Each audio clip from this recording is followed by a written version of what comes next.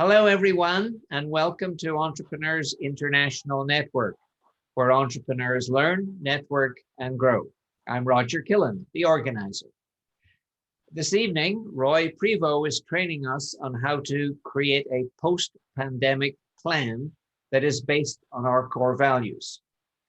Roy, I've got a couple of questions that will help us get to know you at a personal level. My first one is, what impact would you like your life to have on planet Earth? I would like my life to have been of service to my fellow human beings and to leave this planet with leaving a little bit better place and a lot of people who have been touched by my positivity. Well, that's very noble. And as far as I know, you're perfectly on track. Thank you. Question number 2, what is your greatest accomplishment? My greatest accomplishment is my daughter. She is an accomplished lawyer living in San Francisco. She came from a broken family, and I raised her with her mom, and she has turned out to be a wonderful, wonderful human being, and it has been the joy of my life. So that's my greatest accomplishment. Well, wonderful. And the third question is this: what's the best piece of advice after your decades of experience, your best piece of advice that you would give to new entrepreneurs? New entrepreneurs live Roy's motto, which is if you're going to walk through a minefield, follow somebody. So get training from people who know what they're doing, and live in the moment and don't become overburdened. And by that I mean have some kind of a work-life balance. Okay. Great advice for entrepreneurs. Participants, if you have questions, please type them into the chat. And periodically, I'll stop Roy and pose your questions to him. Now, you're going to be sent a link to the recording of this talk in a few hours, but I encourage you to take notes. The very act of taking notes is going to increase what you absorb by as much as 30%. Roy, the stage is now yours. Are you ready to take over and wow us with your wisdom? Wisdom? Yes, wisdom, sir. I know you've got it in spades. Over to you, Roy. Thank you, Roger. Very kind of you to say that. Good evening or good afternoon, depending on where you are. And welcome to my presentation called the Post-Pandemic Playbook for Small Business Using the Zappos Method. Now, of course, my screen would have to freeze. There we go. So I always start off every presentation with what I call the attitude of gratitude. And now, depending on where you are, if you're in America or if you're in Canada, I always say we won the human lottery. If you compare the US and Canada together, in Canada we're 36 million people, in America you're 360 million, but it's a 8 billion people on the planet. And I always say, if there's a heaven on earth, this is as close as you're going to get to it. And I always tell my tribe, I suggest you do the same and be forever grateful for what you have and what's going on in your life.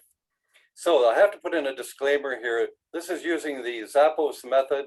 I have connected with Zappos to find out what the extent of my using their method is, and they said they have no problem with it. They just do not want to give the impression that they have either endorsed or collaborated with me on this presentation. So as a legal disclaimer, I wanted to make sure that you knew that.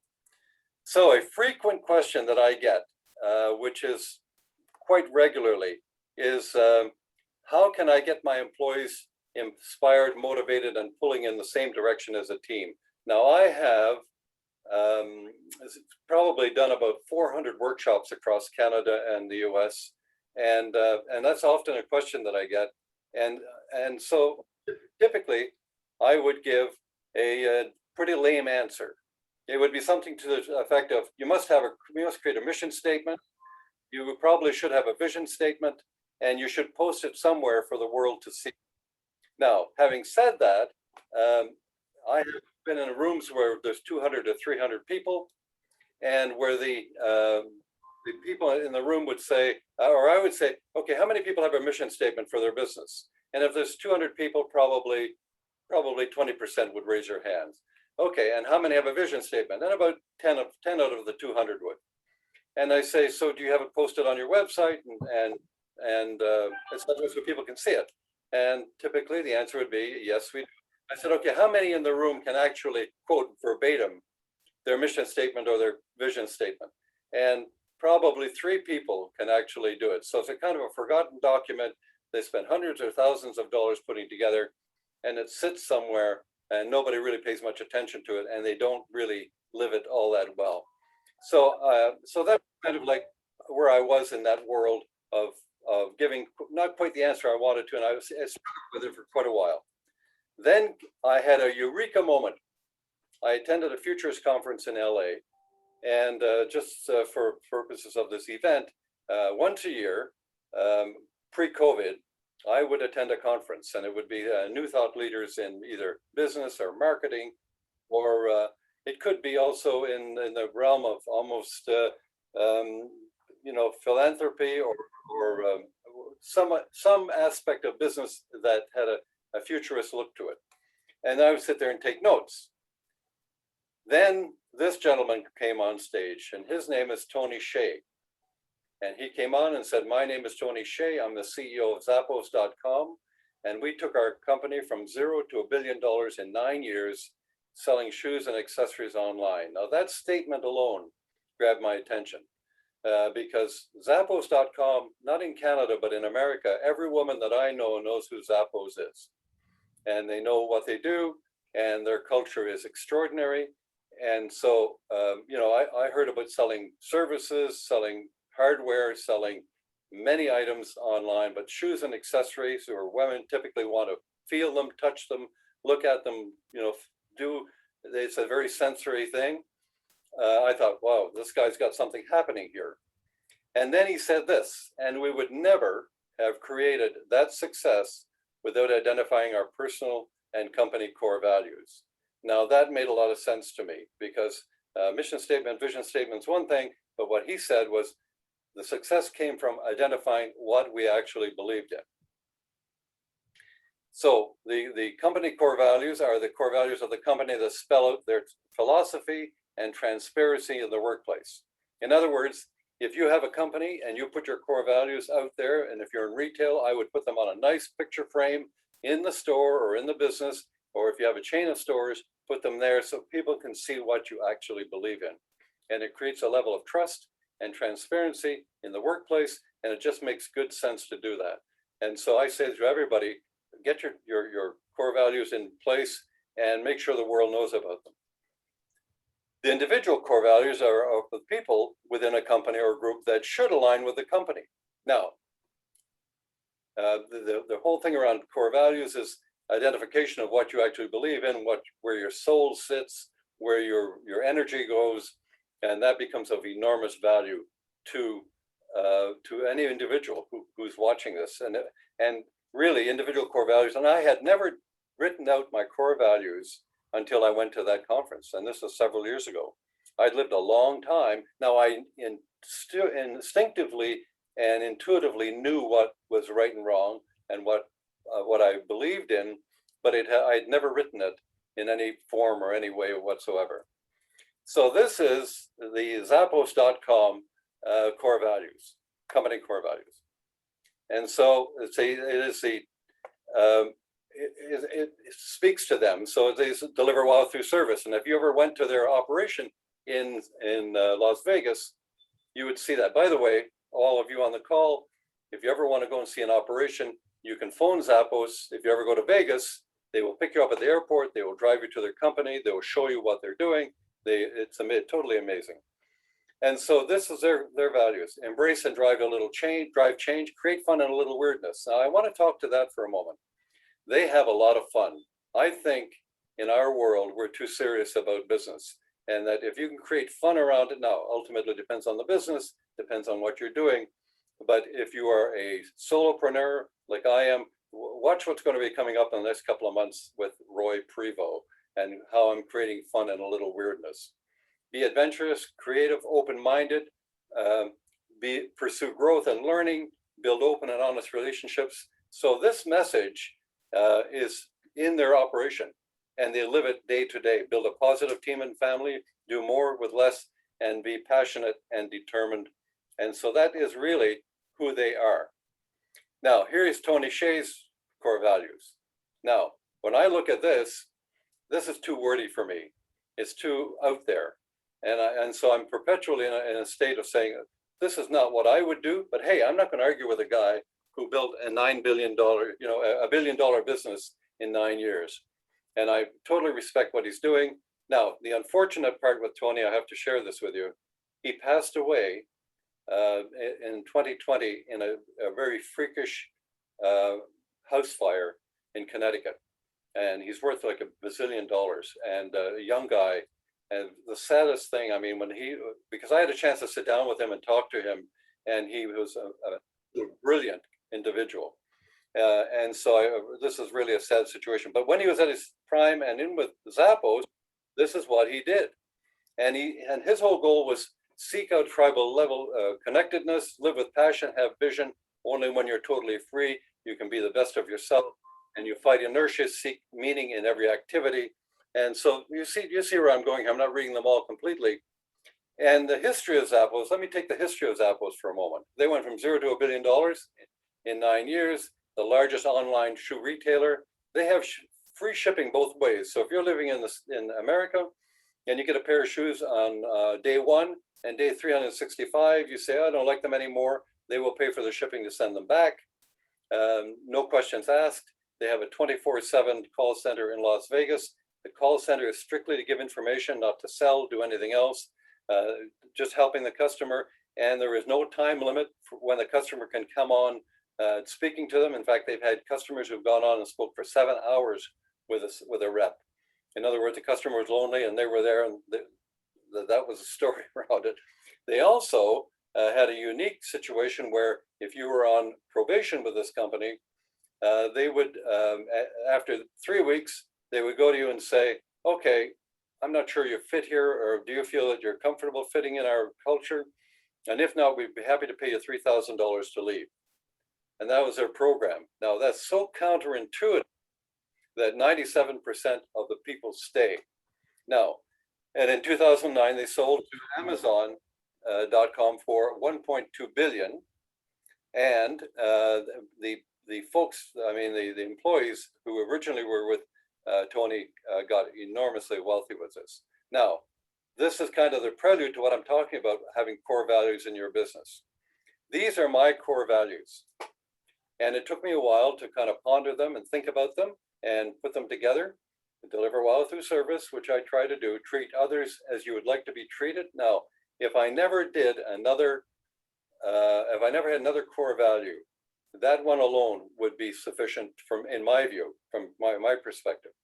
But I have a number of them. Treat others as you want to be treated. Give back to the community and to the world. I'm a member president of a Rotary Club, so I give back to the community and the world regularly. I live with passion. I have a lot of passion, vision. Be grateful. Be humble. Under promise and over deliver. Be accountable and take responsibility. Now, this is a very important one, particularly for you solopreneurs, and to when you're hiring people, to make sure that they are accountable and take responsibility. And so, as part of your values, then it should be part of their seeing what you're doing and who you are, and remain on the learning curve, and have fun and create a family spirit. These core values are on my website. These core values are in my house. So if you go to my website, you'll see my core values are right there. And so I'm totally transparent about it. Roy, Laurie is asking if you would please stay on that core value page for a minute, just for a few more seconds. Sure. Are there any questions that I can answer, or that I can pass on, or that you, if you want to unmute, can pass on to Roy right now?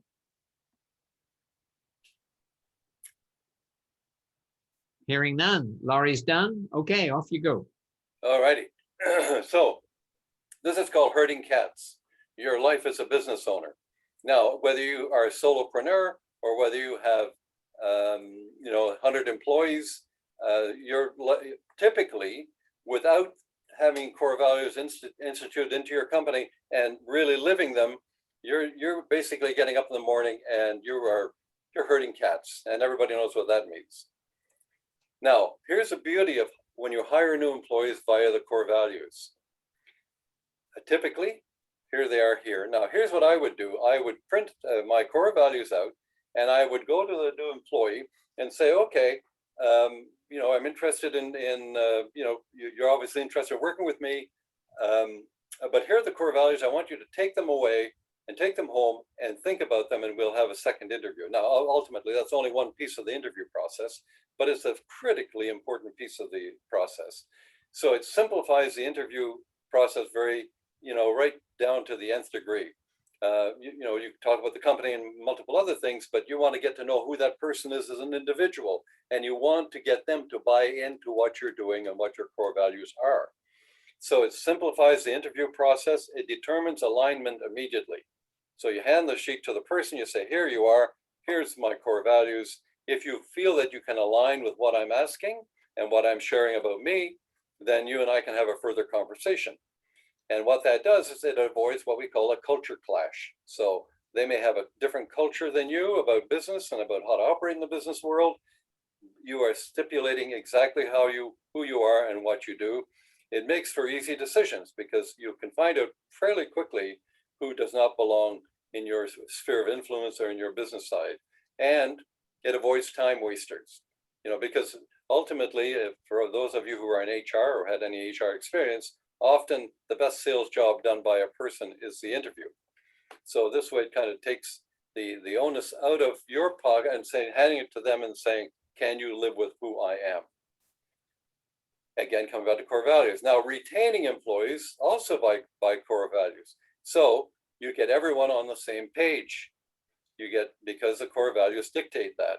You remove the square pegs. The square pegs are the people who typically you hired at some point or with you for a while or have been with you, and they just kind of don't fit the round hole. So you can, and they will self expose themselves. Wrong word, but they will self-declare when you put your core values in place, and that in turn elevates morale, because you'd find out really quickly who shouldn't be on the team, and it's better for you and for them not to be part of what you're doing. It creates a great foundation to have these core values in place, and it gets everyone excited about doing it. Ultimately, though, you have to talk those core values as many times and as often as you can to your team, so that they really get a clear understanding who you are, and it's not something that's forgotten. And working with suppliers and service providers, if you're a solopreneur or someone, and you have suppliers or people who are work with you with a certain kind of technology, or let me give you an example. In my case, I have hired recently a wonderful young lady who does my kind of VA work, and takes on doing my PowerPoints and all that kind of good stuff. Well, when I hired her, I sent her this, and this is who I am. And I came down to the point below where it says be accountable and take responsibility. Now, why do you think I hired her? Because I just had to de-hire someone previously to her. Because I would leave them a message to do something, and I wouldn't hear from them 3 or 4 days, and then they'd phone back and say, oh, I've been busy, what do you need done? This happened twice, and so that person was no longer in my world. Nothing, no big to do about it, just as simple. I have a certain way of operating, and I have certain values, and I expect people who come and be part of my team to understand what that philosophy is. And also there's an alignment with this accountability and taking responsibility when you're working with suppliers and service providers. And you can ward off the people who are not going to fit your world. And it adds huge credibility because people know what you stand for, and it adds a whole level of transparency. Again, core value. Managing employees, same thing. Managing employees, greater communication, Core values are there, no need to micromanage them. For instance, if someone mistreats a fellow employee or a customer and they're part of your team, the conversation is very simple. What part of my core values didn't you understand? When, what is about this core values that you didn't get about, treating people right? So you don't have to be perpetually micromanage everything. You can leave the responsibility to them because they have embraced and committed to the core values that you have. And the team becomes more accountable. It removes doubt about the direction you're going. Now, ultimately, you have to have goals. You have to have the direction that you're headed, but there's no doubt about who you are and what the foundation is. And then you're perpetually managing through that lens. That's why I'm saying have it have it somewhere where they can see it all the time. And the more you can reach to it and the more you can speak to it, the easier your life becomes. So let's dip into your future, the future of your business. This is your customer. This is this person, no matter what you're doing, no matter if you're coaching, no matter if you're a consultant, a bookkeeper, regardless of what you're doing in today's world, this is an exaggerated version of what the tsunami of stuff that people are getting. And typically you are the kind of the person to help them out of what they're doing. So this is a typical customer. This is also your typical customer in today's world, post-COVID. People are coming out of it. They're feeling very vulnerable. They're feeling that their world has collapsed and what's going to be the next step and how they're going to work. And so your job is to help them as much as possible become sane after a rather insane time of living.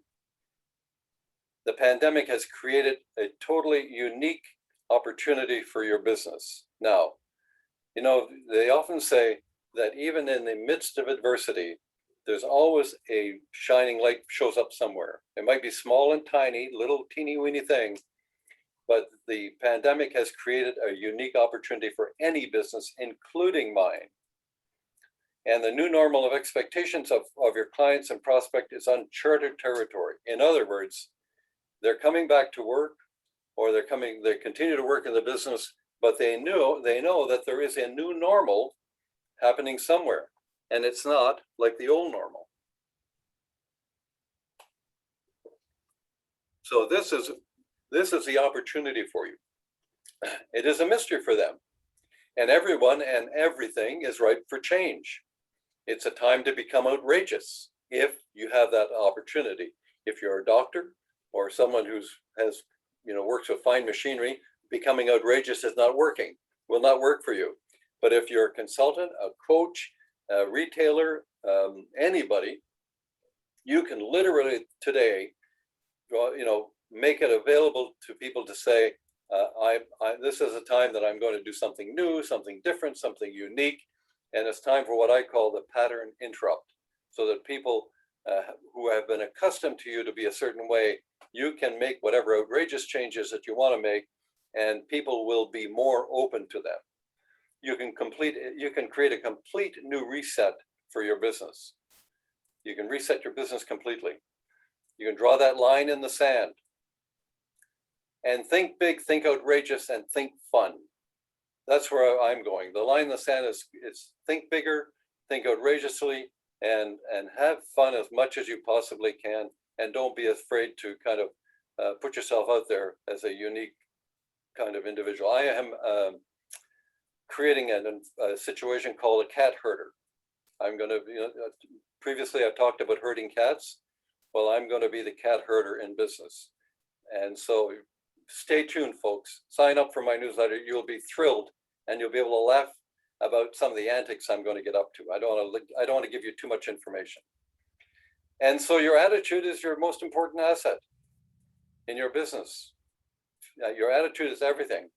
How do you describe the pandemic recovery to your clients, to your employees, to your suppliers? What language do you use? Somebody says to you, how's business? As Roger Killen would say, it's amazing. I'm amazing. Whatever it is that you say that gives people the opening to kind of embrace what your reality is. And it's a great place to change your language around how you're talking about your recovery. I can assure you the recovery is coming, and it's going to be dramatic because people are frustrated.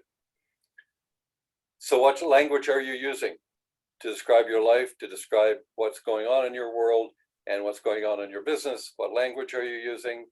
Are you upbeat or are you defeated? Is your choice. I tend to feel upbeat. I think there's great opportunity. I think that we're coming into a new era. And so that's how I kind of place myself in that world. And I'm not afraid to tell people, you know, this is where we're headed. Now, I just want to take a glass half full situation, because somebody just the other day said to me, yes, but nobody's buying and nobody's, you know, people are laid off or no, they're not working. Well, let's just take a little trip down statistic lane very shortly. Canada's unemployment rate today is 9.4%. That means 14.8 million people are working. British Columbia, where I live right now, the unemployment rate is 7.1, which means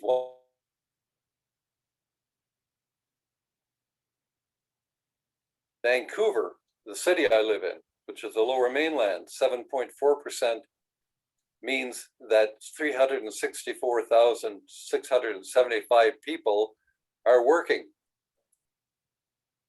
That means they have money to spend and they're buying, and they're frustrated because they've been cooped up for a year. So they want to get to, if you own a restaurant or a bar or anything to do socially, you're on the right track. Whatever you're doing, chances are, if you're dealing with the public, they have oodles of money to spend.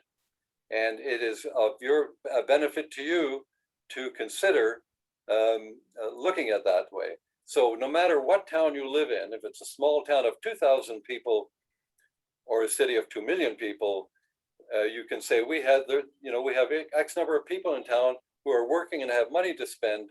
Let's find a better way to serve our customers. Let's find a better way to do this. Roy, are you open to a question? Yes. This is from Chris. How do you avoid yes people? How to avoid, sorry, I didn't hear that. Yes, Y-E-S, yes people. I'm not sure but when you say yes people, are you referring to, can you bring her on, Roger, and I can...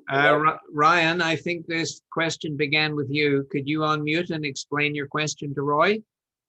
Ryan T.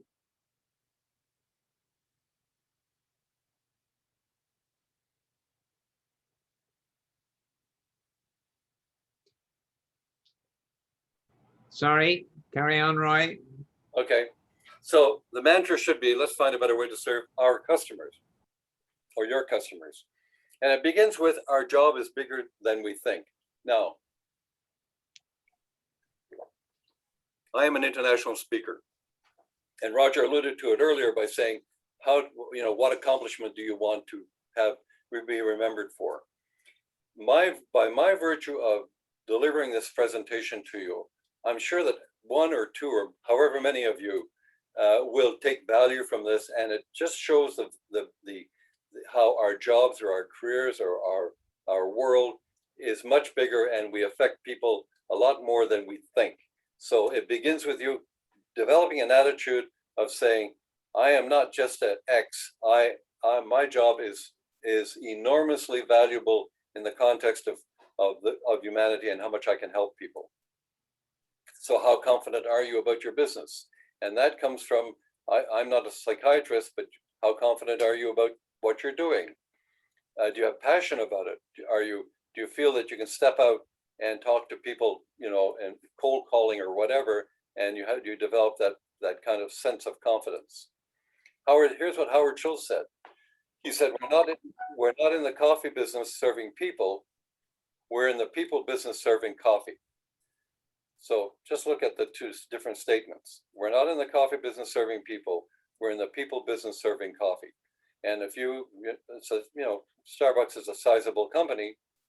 And so when you go there, you know that they've created a community within each store. And the barista's happy and smiling. And so it's a people business, it's a community business.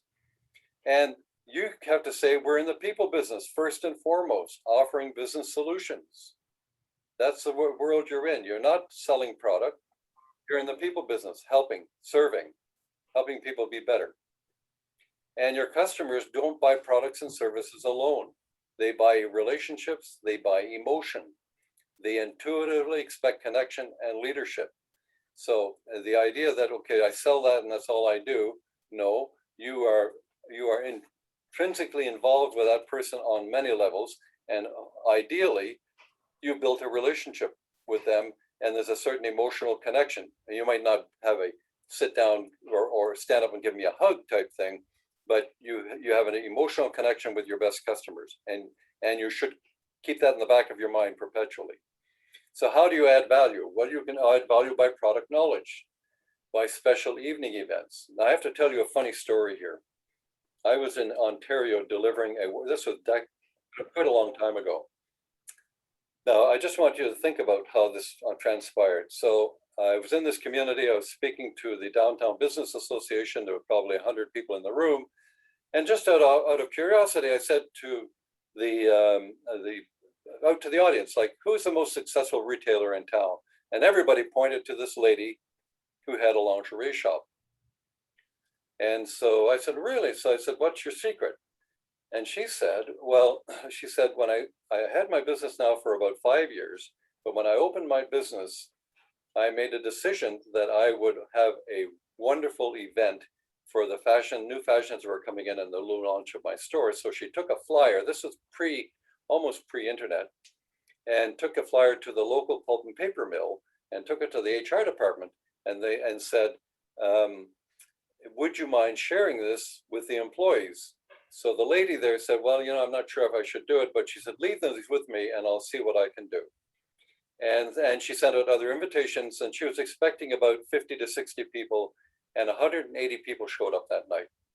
Now, I want you to remember what happened here. These people showed up. She had copious amounts of wine and hors d'oeuvres.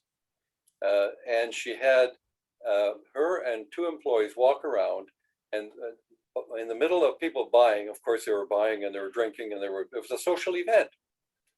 All she did was take the name of the person, their phone number, their birth date and their anniversary date, their children's date, the dog's date, if the person were willing to give it. Some people said, I don't give that information out. And she got her husband's work number, the husband's work number for all of these women. And that was the base of her business. So she got on the phone. So here's how the call went. Hi, Harry, it's Mary's birthday coming up. Oh, yes, it's 2 days from now. I know, I remember. Well, we have this wonderful package because Mary's been in here a few times. And here's the, we'll wrap this up for you. We'll send a bottle of champagne or a dozen roses. You watch, we'll put that together. Well, oh, great, what a great idea. That means I don't have to do it. Thank you. And how much is this? Well, $175. No problem. Just do it. Because guys, if the men who are watching this, who are happily married, you can forget a lot of things, but you don't forget birthdays and anniversaries. And so she had a database and it began with these people and that's who her customer base was. So she didn't need thousands of customers. Now, ultimately she grew the customer base and there are other components to her business, but she was in the fashion business. And so I just want to talk to you about adding value and a special evening event. And then of course there's customer appreciation events. Excuse me while I just take a sip of water. And then there's educational seminars. And I know as a coach, consultant, these educational seminars are wonderful. This is one of them tonight. So very important. These are added value. And these people who I'm referring to in your town, they will spend the money with the business who gives them the best service, period. So your role as a business owner is doing what you normally do. Plus, you're a therapist, an amateur therapist. You're a hand holder. You're a leader and a cheerleader. And that doesn't matter whether you have a retail business or a manufacturing business or whatever it is, your customer today in 2021 is feeling very vulnerable. And they want to have some security that you're on their side. And the more you can do that, the better they will feel and the more they will stay with you and be loyal. And the 80-20 rule applies here. So let me give you an example. I have approximately 3,500 people on my newsletter list. Okay, that sounds very big, except only 20% open the newsletter every single day. I don't know which 20, I could find out, but that's not important. The people who open it, these are, so 700, 800 people might open it. These are very valuable people, and I'm referring to opening it every day. So my customer, I know that the 80-20 rule applies here. I work with the winners, the ones who want to do business with me, the one who want to be repeat customers, and I'm not judging anybody. Nobody has to work with anybody in particular, but this is very specific to my case. I support the 80%ers by a newsletter that goes out, and this is for everyone on this call. You can join my newsletter, and I send out 2 a week. Positivity Monday is a kind of an inspiring story to help people get through the week. And on Wednesdays, I have a kind of a business one where it talks about leadership and management and marketing and all that kind of good stuff too. So 2 a week, and very short, like, 1 article and that's it. So that's how I support the 80%ers ongoing. And I speak my client's language, and you should speak their language. Don't, I'm always amazed at how people don't talk their client's language. In my world, is small business. So now small business can mean different things to different people. I also deal with bigger businesses, but small business, they're overworked, they're challenged, and I have to speak in their terms of how they can operate and how they can put their head around their business. And so I try always, I don't always succeed, by the way, but I try my best to talk their language and talk in terms of how I can be of assistance to them. And create authentic scarcity. Now, very important, the word authentic here. How many of you have been on seminars and workshops and whatever? Well, I only have room for 9 more people or 10 more people. And in reality, they have room for 900 people. The reality of it is, if you're going to talk scarcity, be authentic about it and make it stick. And once you get to whatever that scarcity number is, you stop it immediately and don't play that game. I guarantee you, you play that game and you get caught, your customers will leave you in droves, because there's a trust factor involved and you want to be part of that trust factor. Now, do a post-pandemic SWOT analysis of your business.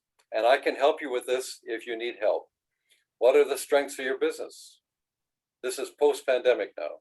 What are some of the weaknesses that you have that you can identify or that you should be looking at?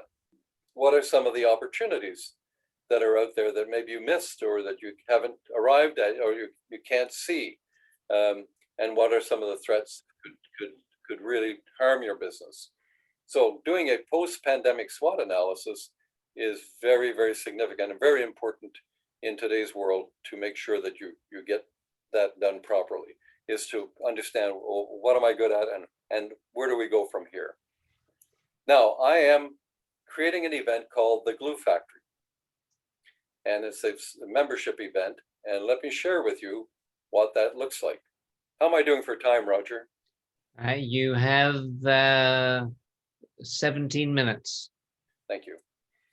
So it's a member site called Giving Little Unexpected Extras.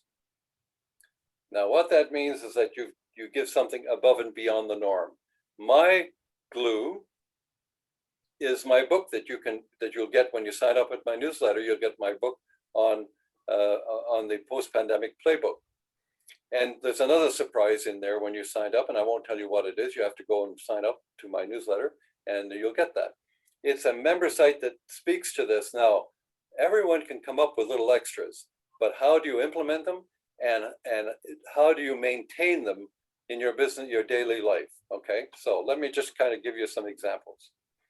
This is for all business owners who have customers and have a limited budget and want to create loyal customers who spread the word about their business. That's what that's who the G.L.U.E Factory is for. Now, let me give you an example. This is my brother Doyle. My brother Doyle lived in Ottawa, Canada, and he worked for a a tile company, and his clients were architectural firms.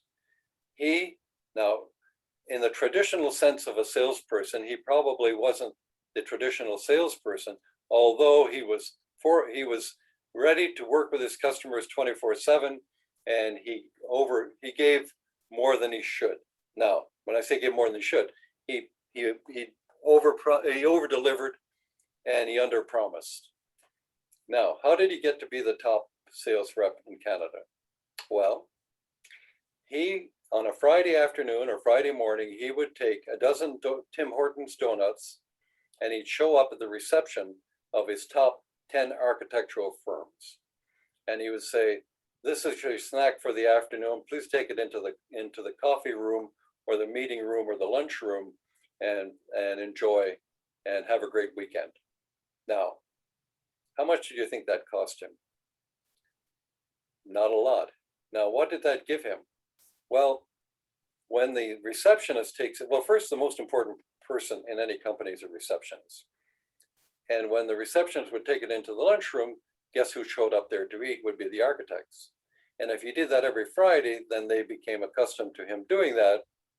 And did it solve their health problem? No, but it solved the problem of him when they were looking for the tiles that he was selling, and that he was their top of mind. Now, there are other factors involved, but that was his glue factor. That was his extra that he did. And he said, "Roy, I can promise you that went a long way to me getting business from these 10 top architectural firms in the city." Choices Market and the National Post. Just let me take another sip. Now, I live in Vancouver. Across the street from me was a grocery chain store called Choices Market. They're no longer there, but they were there for the longest time. And when I started my business and working from home at 10:30 every morning to get out of my office and to get somewhere that wasn't my office, they had a little coffee area. And I would go to the Choices Market and I would buy the National Post, which is a national newspaper, and I would sit there and have coffee. Well, the first time I did that, they were out of National Post. And I was angry because I'm a customer service fanatic. So I would send a note to the National Post saying, "What the heck's wrong with you people? I went to get a newspaper. There's none in this store. Get your act together." Big company, never heard from them. The third time that happened, and I was getting progressively irate, and I was about to drop the whole thing around National Post. The fourth time I got there, the young lady behind the counter, I said, "No Post again today?" "Oh," she says, "Here you are. Yes, there are some. Here's your copy." And I said, "Well, how did that happen?" She said, "Well, I came to the brilliant conclusion that you were coming in here every day, not particularly happy. And I saw when the Post came in and they had 10 copies, I would take one and put it under the counter. And then now when you come in, I just hand you the National Post." Now, you might think that doesn't mean anything. It meant a lot to me because that particular story is in the book that I wrote that sold 5,000 copies. So that story got around. Never underestimate the power of a customer who would make that kind of who would do that simple, unexpected extras. Now, let me tell you about the Hilton experience. This is a big chain. I flew from Vancouver to Toronto. And I don't know if you know anything about air travel, but that's like a long flight. So I left in the afternoon in Vancouver. I got into Toronto at 10:30 at night. And, I was terribly excited about this because, I had the great food of an airline, some stale nachos or stale pretzels and a cup of bad coffee. So I get to the Hilton and it's cold and it's in the wintertime. And I walk in the door and I go to the front counter and they say, "Welcome to the Hilton." That's a tip for you right there. Welcome to our business. Welcome to our store. Welcome to wherever the customer comes in. Welcome, and let me know if I can be of help. So this woman says, "Welcome to the Hilton, sir." I said, "Hi, I'm checking in." She says, "Before you check in, would you like a hot chocolate chip cookie?" Now, you might think a hot chocolate chip cookie is no big deal, but when you've been on a flight crowded elbow to elbow with someone and stale air and getting to a hotel that says, and she reaches under the counter, I said, "Could I have two?" She says, "Absolutely." So I signed in, took the 2 chocolate chip cookies, went up to my room, took my coat off, sat in the chair, and devoured with the ultimate sublime feeling of 2 hot chocolate chip cookies. Do you get the sense of where I'm taking all this? The Avis experience. Now I'm creating these examples because any one of you can think about these examples. Now the Avis experience, I'm doing something in New York State. I leave Vancouver in the morning. I do 2 or 3 stops along the way. I get to the town. Now ultimately, again, it's December, beginning part of December. There's about 2.5 inches of snow on the ground. I'm from Vancouver. We in Vancouver and snow don't mix. So I'm dragging my bag out of the airport to get to the Avis count, a little shack that they had. I went in, they gave me my key. They said, "You're in lot number 14. I said, "Great." It's cold and I'm tired. Drag my bag to this lot, and I'm looking down and I see 14, and some person is cleaning the car. And I figured, here we go. She's got the wrong car. She's going to take my car, and now I've got to go back into the office and explain and get a different key. And I'm thinking in my mind, I'm catastrophizing as I'm walking. And I get to the car and I say, "Excuse me, that's my car." And her response was, "Yes, it is, sir. It is your car. Welcome to Avis. And by the way, I swept the snow off your car, and I've started the car, and it's getting warm. And by the way, I put a station on with Christmas music." Is that complicated? Did that make my day? Did I need something gigantic? Did I need anything? No, not at all. Very simple, unexpected extra. Now, the burger, Roger, anybody have questions or whatever? No? No questions, you proceed. Okay, the Burger Shack experience. Does this happen locally here? A little out of town of Vancouver. These people had a burger place, but they weren't getting much. They were on the waterfront, but they weren't getting a lot of traffic. And I said, I talked to the guy and I gave him some free advice. I said, "Why don't you create little things of ice cream, free ice cream, put them on a tray and walk by the seawall so that you can hand people, sample ice cream? Or why don't you create a coupon that says, come and get your free sample of ice cream at the Burger Shack and hang them out?" So they went the route of the coupon. Nothing complicated. When they got to the Burger Shack with 3 kids and the husband and wife, and they said, "Where's the sample of ice cream?" They get a little thing of ice cream like this.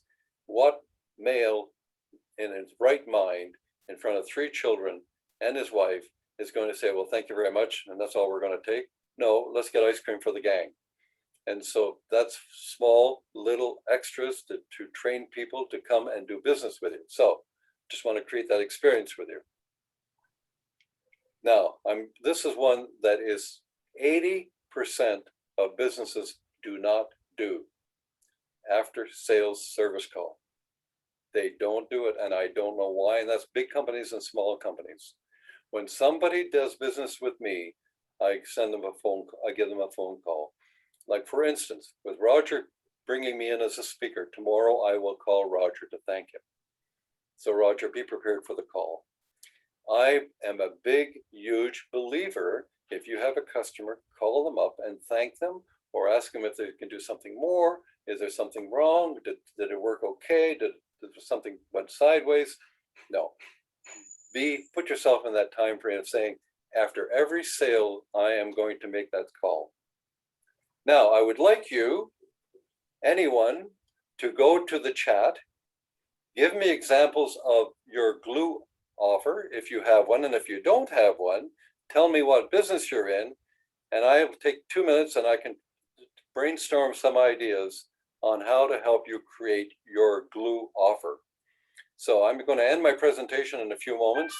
Feel free to go to the chat, write in whatever your business is, and Roger and I will put our head together and we'll make this work. Roy, tell us again what a G.L.U.E offer is.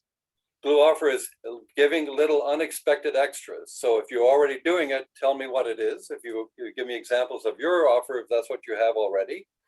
If you don't, just tell me the name of your business and how we can help you create at least one glue offer, giving little unexpected extras. Okay, so I'm going to move along with the presentation, and I'm hoping that you will, the opportunity is there to do that. So have fun in your business, please. We've come out of a really dark, semi-dark time, and it's time to really have fun and be outrageous and creative. When you sign up for my newsletter, you see what I'm talking about. Now go to royprevost.com and get your free copy of the Post-Pandemic Playbook for Small Business. It's an ebook, and you can take it and go through it and email me at any time if you have questions or whatever. I'm happy to help out in any way that I can. Don't procrastinate on any of this. Become proactive. Now, draw that line in the sand for your business and say, okay, we are relaunching in the post-pandemic era, and here's what we're doing that's unique and different, and that we really want to support you or do whatever it is that you want to do. So draw the line in the sand. This is your chance to do this. And don't, because people are saying, well, when is it going to end? It's not going to end at 8:30 on Friday morning. Pandemic's going to be with us, and it'll be a gradual process, but that doesn't stop you from drawing a line in the sand and saying, today, we're in the post-pandemic era, and this is what we're doing for you. Become proactive in that world. Love your customers, develop an attitude of gratitude, keep on the learning curve, keep on the learning curve, keep on that learning curve. And these types of events that Roger put together are priceless. You should be attending these at every opportunity that you can. I'm going to wrap up with this. I've learned that people will forget what you said, they'll forget what you did, but they will never, ever forget how you made them feel. And Maya Angelou said that. And there we are. This is my name, phone number, website, email. Here we are. Roy, thank you very, very much. Now, what interpretation do you place on so few glue offers being posted in the chat? Obviously people have already got their glue offer there, or I have no idea, Roger. I wish I could be. Well, I smell opportunity. Okay, I mean, I'm open to any but this, folks, I can't describe enough what glue means, because people look for unexpected extras, whether you're a bakery or whether you are, whatever your role is. This is your opportunity to say, okay, here's who I am. I don't have any glue offer. What do you recommend? And I'm here to help you. Daniel, we surprise clients with an extra voice and video when they purchase a video. Okay. Barbara gives a wellness guide to new clients, contacts each new client for at least 5 months, offer free health coaching, sends a Christmas card and birthday greeting. That's quite a plethora of glues. Sherry sends birthday cards and is open to more ideas. And okay, so let me just, I'm trying to find I'm looking down here to find so I can go on the chat too. Okay, I've just read you out all the glue ideas. Okay, so let's go with the first one again, please, Roger. Daniel surprises clients with an extra voice and video when they purchase a video. So is this Daniel makes videos. Oh, he makes videos. Ah, so he has clients already, I'm guessing. Can Daniel come on, or would he be willing to chat with me? Daniel, can you can you unmute? Yeah, sure. Can you hear me okay? I can. Loud and clear. Okay, yeah, great. Yeah, we have a technology that we call personalized dynamic interactive video, where we can integrate social media profile info into video in real time. And we also have machine learning voices that can narrate the video. We have, I don't know, like 160 voices in like 47 languages, and they can also narrate the dynamic information. Okay. Um, Now, how many clients do you have at the moment? we don't release that publicly, but quite a Okay, few. quite a few. Okay. So these are ongoing clients that you work with? Yeah, we work with very large companies and government, as well as small business and medium-sized business. In fact, it's my passion actually to bring new technologies to small business, because so often they're passed over or it's unaffordable for them. Yeah. And we have several different types of video technologies, and we also work in the virtual reality, augmented reality space, and many different types of web technologies, social media, web funnels, etc. So this is just a suggestion. So you were really embedded in the technology world. Wouldn't it be wild and crazy if you had a potential prospect or new customer who received, some food from you out of the blue? Like, thanks for talking with me. Thanks for sharing. Great chatting with you. And this is a token of our appreciation for your time, and something totally off the wall, which they wouldn't expect from a tech company. Just as an idea, something that would, kind of rock their boat and say, wow, we didn't expect that kind of thing. I'm just offering that as, because you're technology driven, the video is kind of an extension of what you do. Well, really, the Galaxy View is where we are creative business growth facilitators. Okay. Technology is just the tool very often I use to get there. Okay. But yeah, no, I see what you're saying, to give something like totally unrelated.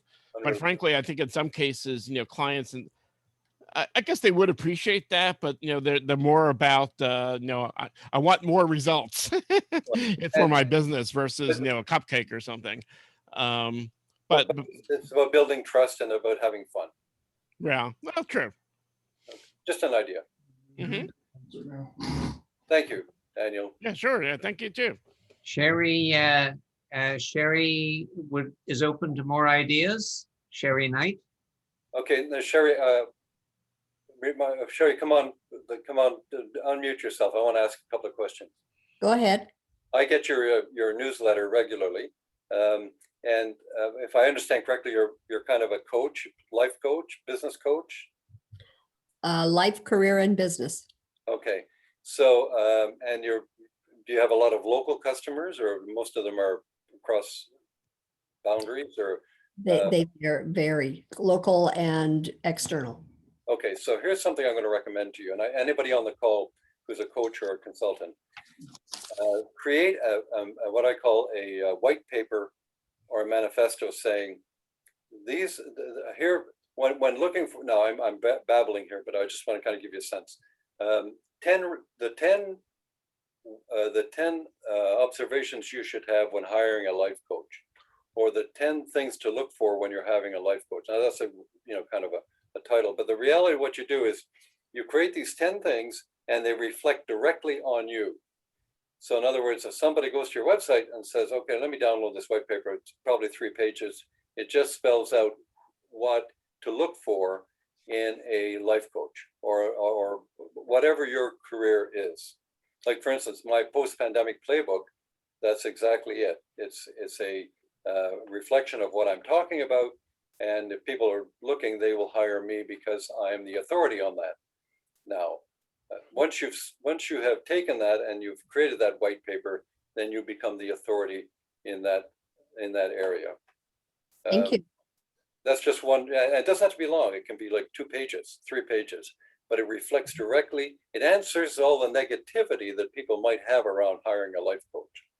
So you're putting a positive spin on it, and you're putting that into play. Lovely. Roy, I think we're going to have to wrap it up there, and just allow me on behalf of EIN to thank you profusely for sharing your wisdom with us. Indeed, you do have lots of it, and I thank you for giving us a sample of it tonight. You're welcome, Roger, and thank you for bringing me on board. It's an honor.